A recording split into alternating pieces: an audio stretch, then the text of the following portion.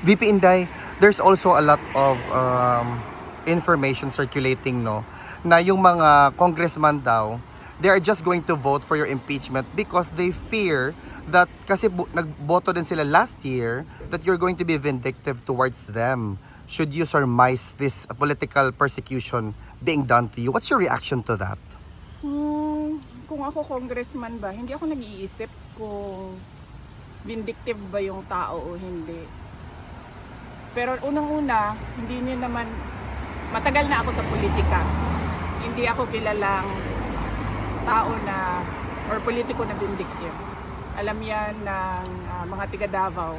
Nagkaroon din ako ng mabigat na kalaban noon, si Speaker Nograles. Pero hindi ako kilala na isang vindictive na tao. Tapos pangalawa, pag ako congressman, hindi ako titingin sa kung vindictive ba o hindi yung isang tao. Titingin ako sa ebidensya. Yes. Meron bang ebidensya? Wala. Wala naman.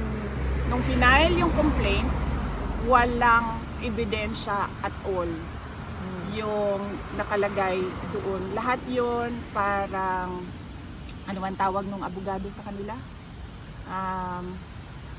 Parang, so kumbaga allegations lang lahat. Nothing to support the allegations. So yun yung dapat na tinitingnan nila. May basehan ba ito? Wala. Ano ba talaga ang totoong kwento dito?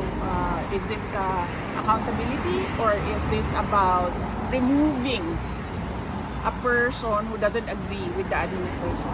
In addition to that, VP Inday, there's also a lot of information na sinasabi nila magboboto na lang sila sa impeachment mo kasi they fear that they're going to be receiving zero allocation for budgets sa respective na districts nila. What's your reaction to that, ma'am?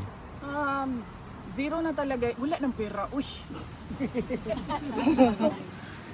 Merong impeachment o wala ng pera na pwedeng ibigay. Pag binigay pa yan nila ang pang-MOOE sa mga congressman, hindi na magpa-function ang gobyerno.